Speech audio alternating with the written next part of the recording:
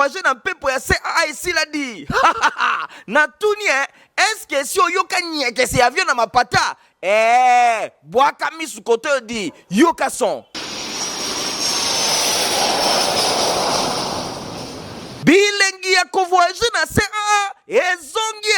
ba Congolais bayeba ye mosepelisidi. CAA abamboli lisusu mbodi Lubumbashi jombo yetu. Vol Kinshasa Lubumbashi ya ezongi na CAA. 8 fréquences mokoka par semaine. Désormais, chaque mardi, Kinshasa Lubumbashi, 7h45, 11h15. Vendredi, Lubumbashi Kinshasa, 12h40, 14h10. Dimanche, des vols la journée, Kinshasa Lubumbashi, 13h50, 17h10. Lubumbashi Kinshasa, 17h55, 19h15. Et bongo chaque samedi, et 4 vols mokoka la journée, Kinshasa Lubumbashi, 7h45, 11h15. Lubumbashi Kinshasa, 12h40, 14h10. Kinshasa Lubumbashi, 15h30, 19h juste. Lubumbashi Kinshasa, 20h15, 21h45. Et si l'idée bavol na CAA Zamba et Kezongi, Congo de Maboko, Kinshasa Goma, 6 fréquences par semaine. Kinshasa Mbujimai, 5 fréquences par semaine. Kinshasa Kananga, Kinshasa Mbandaka, Kinshasa Gemena, Pe Kinshasa Kindu Bangonyoso, des fréquences par semaine di CAA a kubisi confort na nenga kosakanate sécurité pe régularité na nenga nyama 32 ans lelo na service ya bakliyo na ye mokili ndima edi CAA mfumu. Bon début de semaine, on a bien merci pour vous avez ma télévision, on a bien pour la colonne info la journal, il y a peuple pour le peuple. Merci, la fidélité, confiance pour continuer à causer un angle, le journal, on a bien tout fongola journal pour nous savoir qui après qu'au président Conseil supérieur de la défense des chefs de l'État Félix Antoine Tshisekedi Tshilombo, président qui week-end de l'équipe première réunion, il y a TAC Fox, il y a haut commandement militaire pour na Italie situation aux accords est la République démocratique du Congo. Nangamo Moussouba qui est ministre d'État, ministre et aménagement du territoire, maître Guy Luando, yé à Zwa qui part dans cette scène la communauté Liloba, Lianzambe Oyo et Kamawakabongo et pas prophète Konde Nyos et les Kanaki Kitoko Mokolo, il y a dimanche 17 juillet 2027 dans le stade de martyrs de la Pentecôte. Nadina Sona avec un compte Infolingala.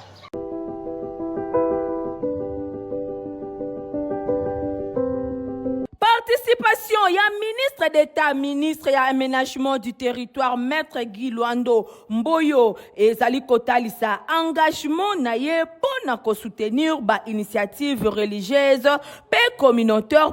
pour renforcer ba valeurs spirituelles, pe cohésion sociale dans la République démocratique du Congo. Ministre d'État, aebani pour attachement naye na ba valeur ya foi, pe solidarité. À s'associer qui na grande célébration religieuse Oyo et Paiwapi Ezali Kotalisa soutien nae indéfectible na communauté Liloba ya Nzambe. Ya liboso na kumisi Nzambe Oyo asangisi biso na esika Oyo elambo Oyo ezali na kati ya makomi Nzambe na 1 Corinthiens 11:26. Ya mibale na pesi merci na sa grandeur. Prophète Konde Oyo azali pe papa na ngai. Soki boye bakate ngape nazali mwana ya Liloba. Papa eveke auti koloba biso pe tozalika ko sembola na nzela wana koloba te oyo ezali kosalema na este ya mboka na biso ezali inacceptable. Bongo lokola etonga oyo elobelaka makambo ya kimia nayebi peke ye moko prophète azali ministre ya universel ya kimia tikate mokolo mwalelo elambo oyo tokolia tango ekokota na nzoto na biso emema pe kimia na kati ya mboka na biso République démocratique du Congo.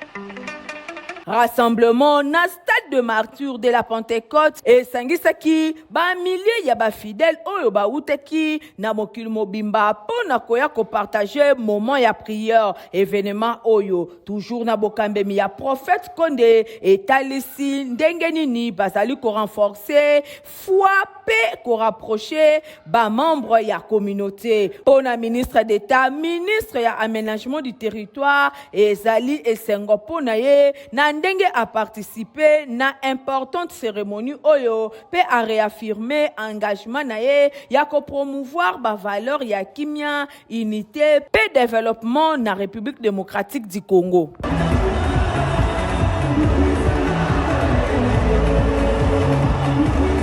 Synergie des enseignants de la République démocratique du Congo, Basangani, Sinekat, Siadek, CCTFA, Kofedid, Sinep, Bango Basalaki, Assemblée générale Nabango Mokolo, ya samedi 6 juillet 2024 pour la évaluer année scolaire 2023-2024. Après que Talandengini, l'engagement au gouvernement a promis qui Bango, Midjo Mabasi Azaki, on a compte Infolingala. Année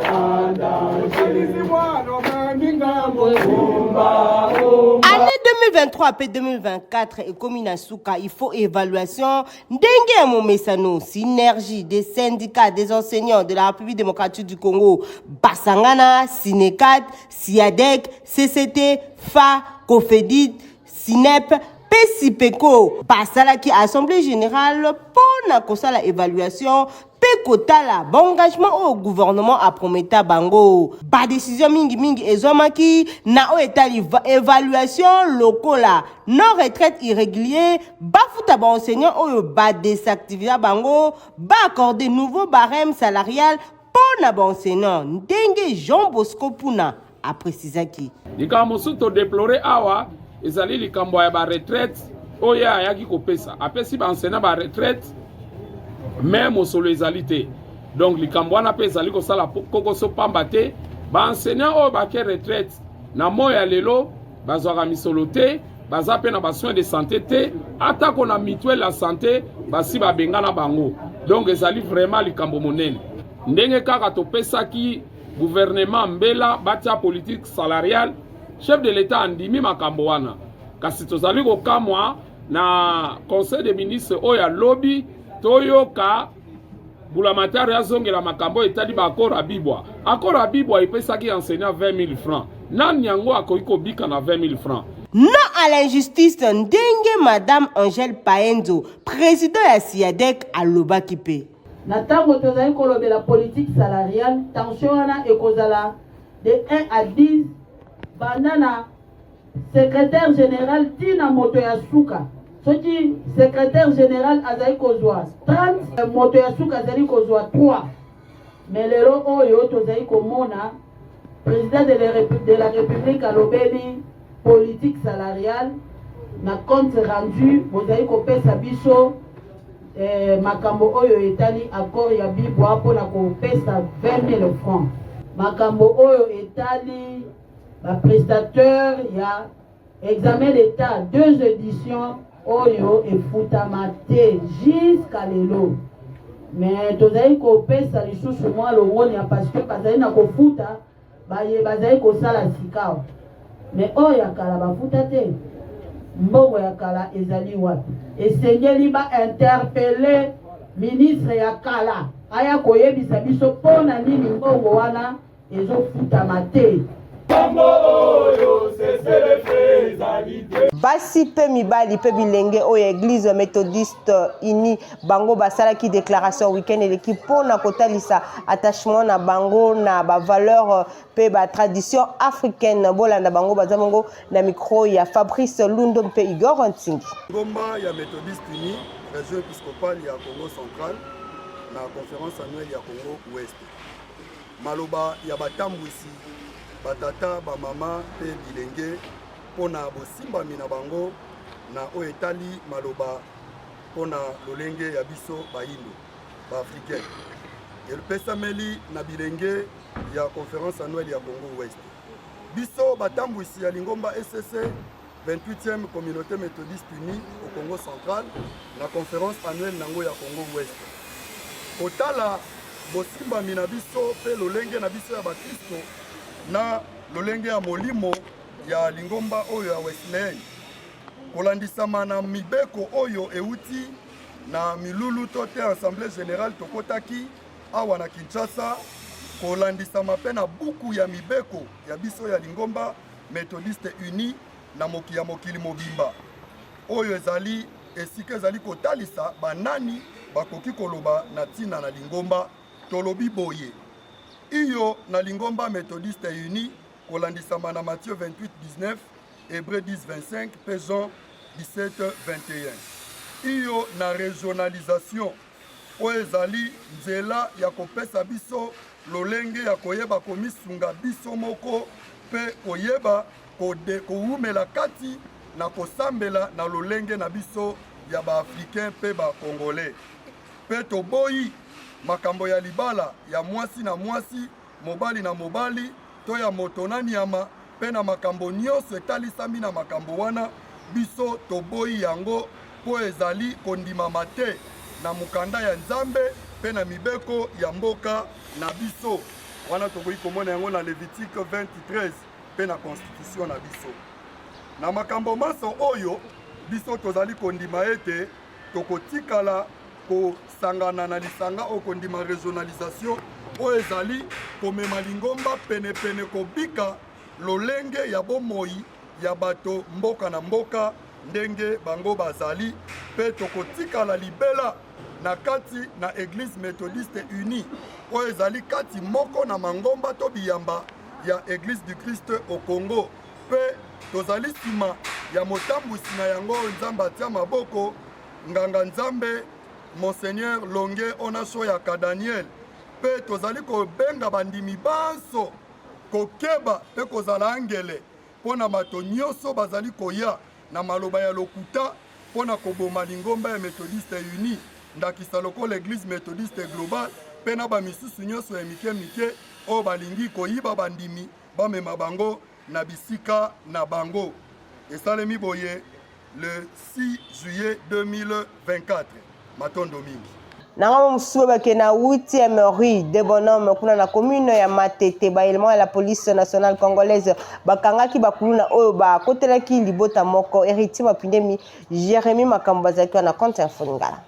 bisika ebele na ville ya Kinshasa bilenge ya kuluna bazali kolemba te kasi ba élément ya police nationale congolaise bango pe balobi bakolemba te kino bakokoba ko maîtriser bango awa toza na commune ya Matete mingi penza na 8e rue de Bonhomme ba élément ya police nationale congolaise batiaki maboko na bakuluna oyo bozali komona bango bakotelaki libota moko bayibi bapie bapanzi biloko ya ndenge na ndenge na tina wana ba élément ya police bakotelaki bango marin batiaki bango maboko botela bino moko ndenge ba présenter bango na esengo ya population azalaki sur place. Donc bango bazo théoriser partout 7e mairie 8e mairie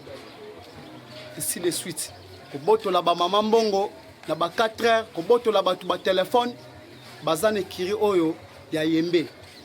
akoti prison mais azane équipe na emususu atiki bango nde bazana pona ko théoriser population. C'est pour cela que le commandant Manzaka n'a pas de disciples net au tse bango maboko. Le commandant Manzaka le quoi ça musala qui kimi ko dans félicitations pour naïf. Pour il faut acha bango Manzaka tina suka. Pour kimi ko tana na de bonnes mouvements. Commandant ya police nationale congolaise kuna na société ya 8e rue de Bonhomme yepé azanga kité ko pesa ba précision. Na yebisa ko chaque fanga la kate musala ko kenga la population oyo ba pesa na de Bonhomme mobile. Vraiment ozomona na kangi ba infiltré oyo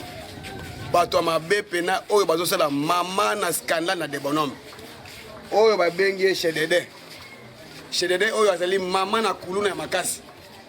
donc mbesi oyo musala na ye koboto la biloko na de Bonhomme musala na ye ko sala ba tracasserie ko sala nyonso mabe na lukier plusieurs fois na lukier lobinde ake kokota na lopango ya FARDC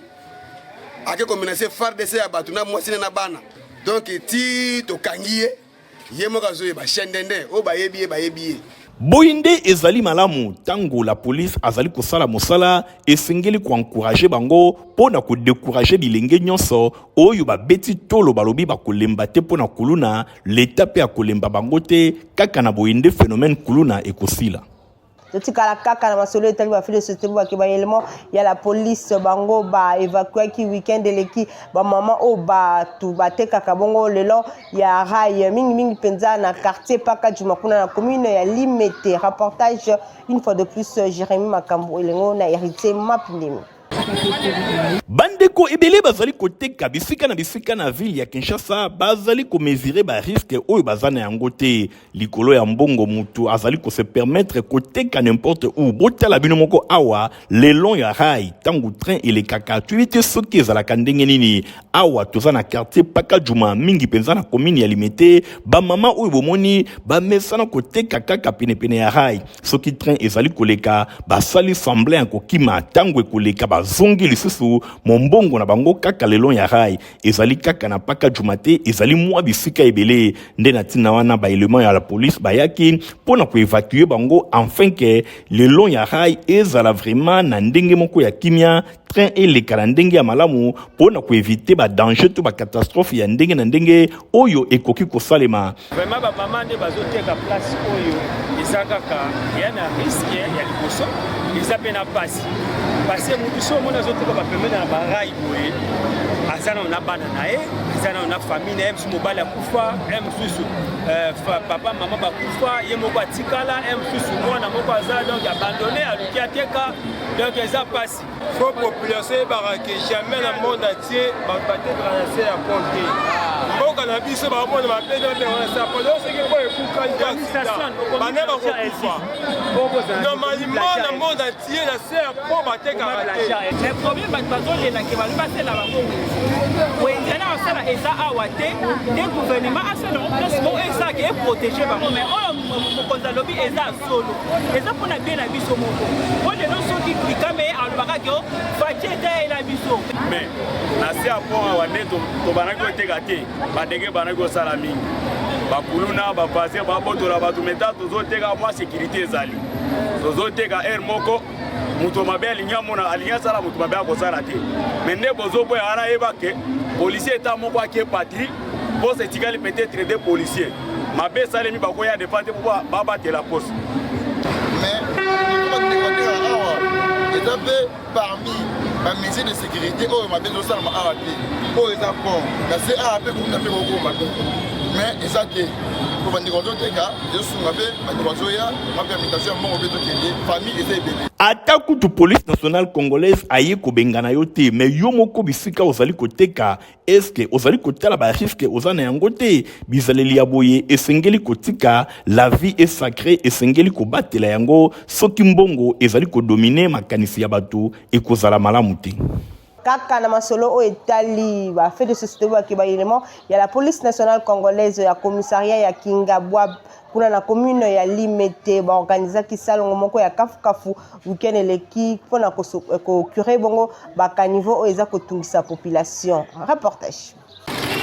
Commissariat ya police nationale congolaise Kingabwade oyo ekambamaka epai ya capitaine Jérémy Nyami ba organizaki salongo ya kafu na quartier Ndanu na commune ya Limete ndenge bino moko bozali komona la police esepeli population à vivre na ba conditions moko ya kitoko ka niveau oyo bozali komona ememaka mai kasi botala bino moko batu ndenge batongi likolo na yango tango mvula enokaka ezalaka pasi po ete ba inondation eyinde kama kasi awa na quartier Ndanu na commune ya Limete na tina wana ba élément ya police nationale congolaise na bokambemi ya capitaine Jérémy Nyami ba supervisaki salongo ndenge bozali komona curage ya caniveau esalemaki balobi bakolemba te bakosala ba action ya assainissement pona ko permettre population oyo avandi na quartier Ndanu ba vivre na ndenge ya malamu geste ya ba élément ya police nationale congolaise ezangaki te ko sepelisa population ya coin oyo.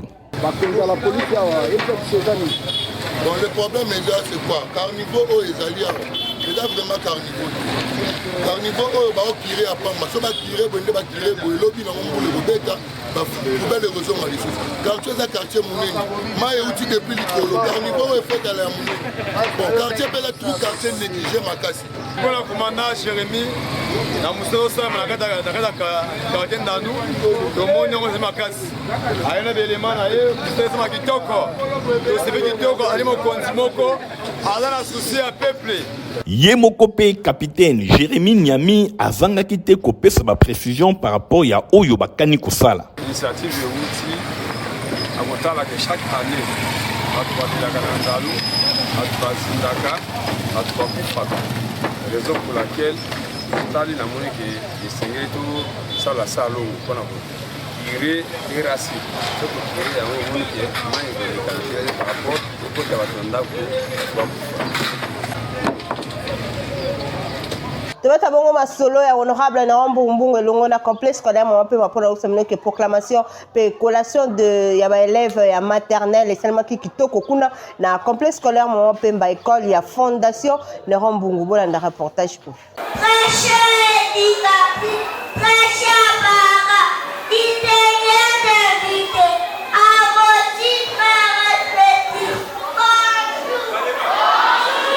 Collation ya ba élève ya cycle maternel na complexe scolaire Mama Pemba école ya fondation Nerombungu et salemaki kitoko na présence ya ba konzi ya complexe scolaire Mama Pemba ba parents pe bato ya ndenge na ndenge bazalaki wana bosimba ke ba démonstration ya ndenge na ndenge et salemaki ba recitaki ba salaki ba poème pe ba démonstration ya makasi oyo ezali kotalisa niveau ya formation ya complexe scolaire Mama Pemba bino moko botala bongo tango proclamation et salemaki ba cote ya ba élève ezalaki vraiment likolo nyonso wana esengeli koloba merci na fondation Nerombungu musala kitoko ozali kosala complexe scolaire Mama Pemba ezali kopesa formation moko ya qualité esukaki wana te proclamation ya ba classe mosusu pe esalemaki toujours na complexe scolaire Mama Pemba epai wapi ba parents pe ba invité ya ndenge na ndenge bayaki ebele nyonso elekaki na cours ya école complexe scolaire Mama Pemba epai wapi ba fenêtre pe ba recital esalemaki ba démonstration kitoko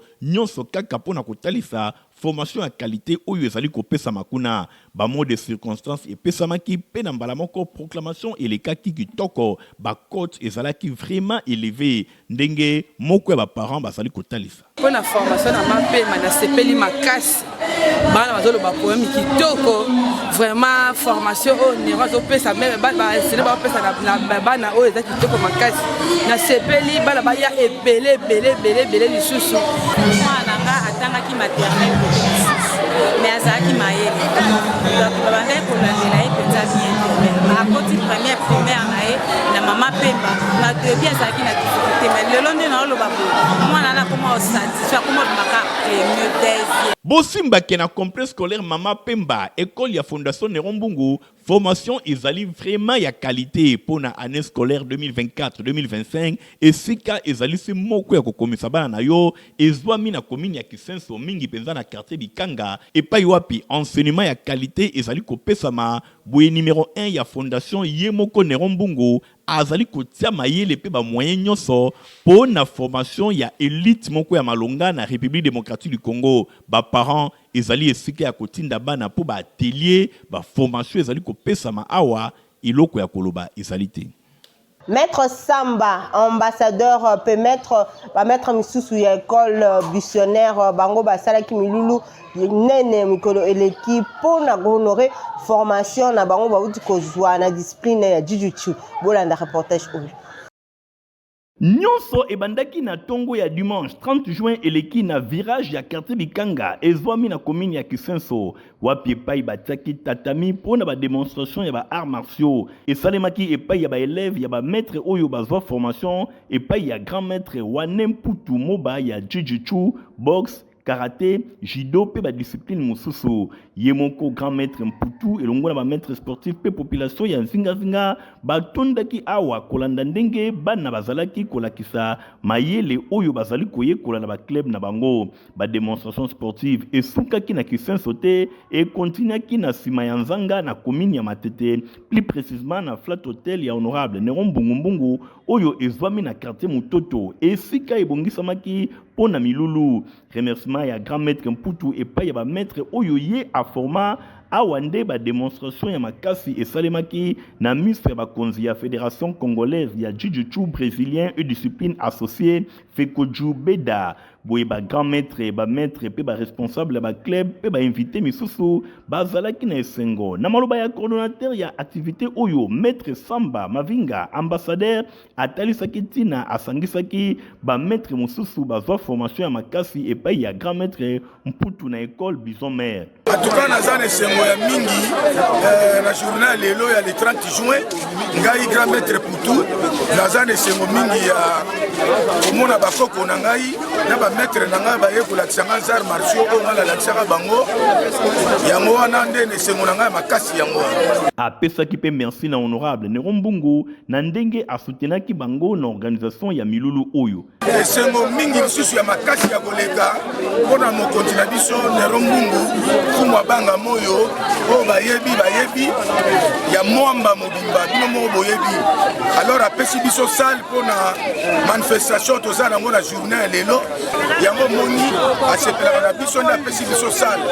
yango wana mpenza nakumisi nzambe mingi nzambe abakisela ye ya ebele baeleve ya grand maître Mputu babongisaki badiplome mibale ya mérite mpe ya pe pona tata na bango na kombo ya honorable Nero Mbungu empêché ezali bongo pasteur Dani Nzita moko ya conseiller spirituel na ye nde aremetaki ye officiellement diplôme de paix oyo ya mérite directeur technique ya Fekoju Beda grand maître Sobin 8e dan nde apesaki yango na kombo ya formateur na ye grand maître Singani Mafuala Morgan 7e dan fondateur ya clan Bison oyo akufelaki mwana samedi eleki na ngambo na ye grand maître wane Mputu moba atondisamaki na esengo na ndenge bana oyo alakisa ba arts martiaux ba honoré awa ba honoré ye tango azana bomoi azangaki pete ko remercier honorable Nero Mbungu mfuma banga moyo na ndenge asutenaka ba activité sportive bosimba ke grand maître Mputu azali grand formateur ya ba arts martiaux pe azali détenteur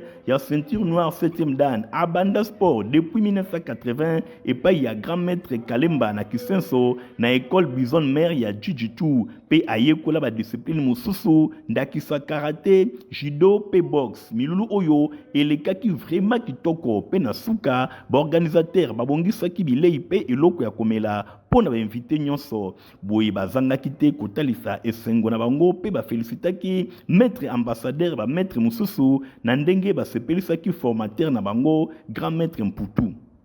ba préfet ya itema tomi bale site ya ndolo istape ya midza delvo baza kobenga ba parents ba kende ko inscrire bana na bango balingi basa la formation ya technique Stéphane Skande ba détail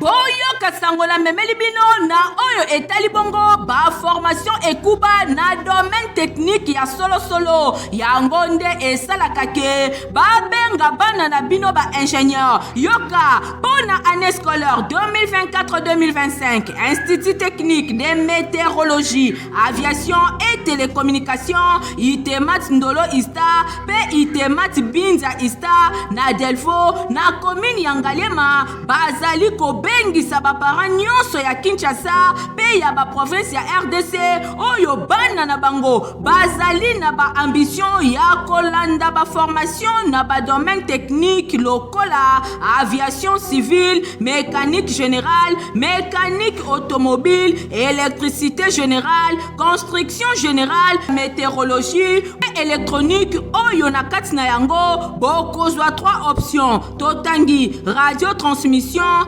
commutation bakisa électronique industrielle cours ya anglais pe informatique ezali na pointe po bana na bino bazala ata na susi mokete na mboka ya bapaya bano batanga kawa bakosilisa wa bokoki komona bango ebele sur le marché tango aussi sa classe na bango na domaine nyonso azana makoki ya ye moko kosala musala oyo ya ye koliawa a créer entreprise na ye yango na bengi bino boya ebele ba option nyonso oyo totangi bokokuta yango na basite na bango nyonso mibale c'est-à-dire na itemat ndolo na itemat mbinza na Ngalema quand météo avenue Metelsat numéro 1 quartier Congo commune ya Ngalema bolekaleka na ba bureau na bango pona ko retirer ba fiche ya ba demande d'inscription pona année scolaire 2024-2025 mingi pona bana na bino oyo bakomata ba classe ya 7e pe 8e pamba te ba candidature na bango ezalaka conditionné na test d'admission oyo kutu ezali déjà fixé le 20 juillet 2024. boyebi ke formation na kati ya itemat ezaka formation moko intégrale tuchaka mingi elikia na bana na biso bazali kobanda classe na 7e 8e information na bango ebandaka partir ya informatique na anglais nde topesaka mise à niveau ya bana mpona technicien actuellement selon la nouvelle technologie sengeli mwana maîtriser anglais na informatique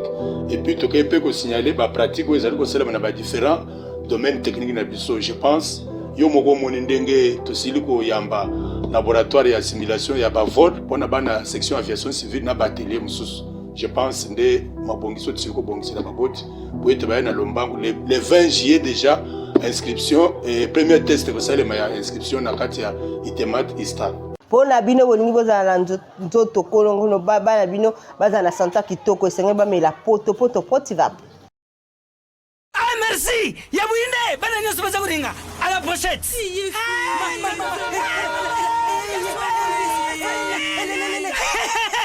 Buzala kwarme, Protivap est tonne la protéine et énergie. Ah papa merci pour les pour les enfants. Eh bino, bote la baoni. Bote na kodona bino. Ba kansa ba bonga. Bona bana na yo ba kumarukura bana oyo. Fo lesa kabango, poto Protivap. Et ça ba pota te. Allez, kamata. Bon appétit. Bana nyeso ba yaka Protivap. Ah ba sisi kulia ya bango Protivap. Ba bandi ba danser na bango ya ba bébé pro. Tala.